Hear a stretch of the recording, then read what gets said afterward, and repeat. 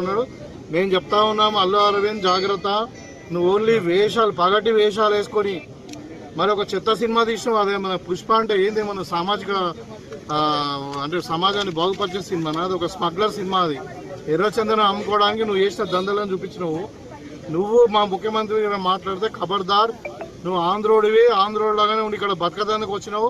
నేను ఒక ఎమ్మెల్యేగా, రూలింగ్ పార్టీ ఎమ్మెల్యేగా మాట్లాడుతూ ఉన్నాను.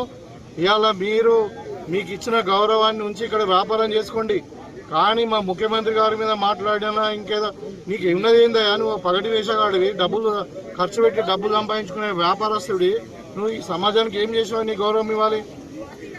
ఇవాళ చనిపోయిన వ్యక్తిని పరామర్శించే మీరు వ్యాపారం చేసుకొని బతకండి అంతే. మీ కాంట్రిబ్యూషన్ ఏముందా తెలంగాణకు? 100% మేము హెచ్చరిక జారీ చేస్తా ఉన్నాము. ఇంకా మన ఇంటి ముంగట కొంతమంది వాళ్ళు జాయింట్ యాక్షన్ కమిటీ వాళ్ళు ఏదో చేసినట్టు, కానీ ఖచ్చితంగా ఇట్లనే ఇదే పద్ధతిగా మార్చుకోకుంటే తప్పదంగా కాంగ్రెస్ శ్రేణులు కూడా తెలంగాణలో మీ సినిమాలు కూడా ఆడనీయం కొడుకు అని చెప్తా ఉన్నాం. ఒళ్ళు దగ్గర పెట్టుకొని మాట్లాడు. నువ్వు చేసింది ఏంటి? పర్మిషన్ లేకుండా థియేటర్కి పోయినావు. అక్కడ ఇంకా నేను చెప్తా ఉన్నా, నేను మా ముఖ్యమంత్రి గారు చెప్పలే కానీ అక్కడ జరిగిన సంఘటన ఏం తెలుసా? అక్కడ తొక్కిసలాటలో వ్యక్తి చనిపోయింది, ఒక లేడీ. ఈయన పర్మిషన్ లేకుండా కార్ మీద జీప్ మీద ఎక్కి చేతులుపుకుంటూ పోతే అందరు దగ్గరకు వచ్చేసింది. దగ్గరకు వస్తే వాళ్ళ వీళ్ళు ఉంటారు కదా సెక్యూరిటీ, వాళ్ళందరూ కూడా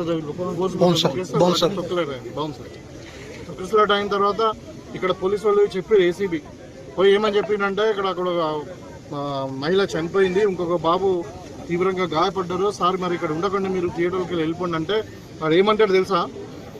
నరబలి అయిపోయింది, సినిమా హిట్ అవుతారంట ఆ ఫాల్తుగాడు మాట్లాడేది. మనకి అసలు మానవత్వం ఉందా విధవా? ఇవాళ నేను మాట్లాడుతూ ఉన్నాను, మీరు మళ్ళీ తర్వాత ఆ డీసీబీ పోయి నువ్వు అరెస్ట్ చేస్తాం, లేకుంటే నువ్వు సొప్పదాకా వెళ్ళిపోయి ఇక్కడ ప్రాబ్లం అవుతుంది అని అంటే అప్పుడు వెళ్ళిపోయేటప్పుడు కూడా మళ్ళీ చదువుకుంటూ పోడు. ఏదో ఘనకార్యం చేసినట్టు ఇంకా మా ముఖ్యమంత్రి గారు మాట్లాడడం, ప్రభుత్వం మీద విమర్శించడం తగది.